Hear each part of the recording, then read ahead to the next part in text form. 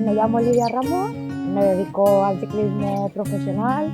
Ahora estoy también metiéndome un poquito en el mundillo de natación también profesional. Soy campeona de España en ciclismo de estado. He hecho también un triatlón el año pasado. He sido la primera tetra, entre comillas, más afectada en hacerlo, en acabarlo. Y la verdad es que han sido experiencias únicas. Tengo una enfermedad rara llamada Charcot-Marie-Tooth, ataca el sistema periférico y sobre todo a las extremidades, de codo hacia mano y rodilla hacia los pies. En la Fundación Acabay, los primeros días, la verdad es que con canela estaba con un flan, me costaba mucho mantenerme en el caballo, pero bueno, ya a los 20 minutos de estar encima de canela, la verdad es que ya me fui habituando a ella. Y conforme pasaban las semanas, pues ese temblor empezó un poquito a desaparecer y ya cada vez ya iba más al compás de ella.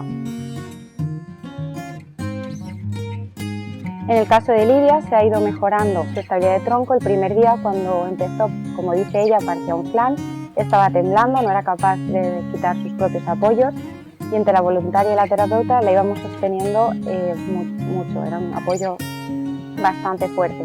Conforme fueron pasando las sesiones, Lidia fue capaz de pasar sus apoyos a las piernas para después ir soltándose y actualmente es capaz de llevar un objeto, en este caso una pelota, con las dos manos y pasarlo de una cesta a otra.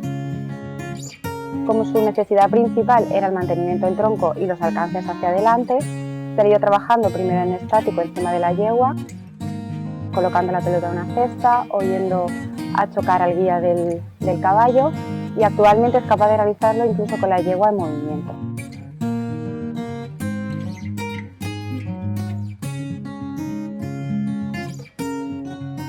A diferencia de otras terapias asistidas con animales, en esta el usuario puede montar encima del animal recibiendo nuevos estímulos como son la temperatura del caballo, movimientos rítmicos y tridimensionales que incluso imitan a la marcha humana y puede ir trabajando ya la estabilidad de su tronco. La terapia quest es, por tanto, un recurso que permite potenciar aquello que el usuario ya tiene y conseguir nuevas habilidades.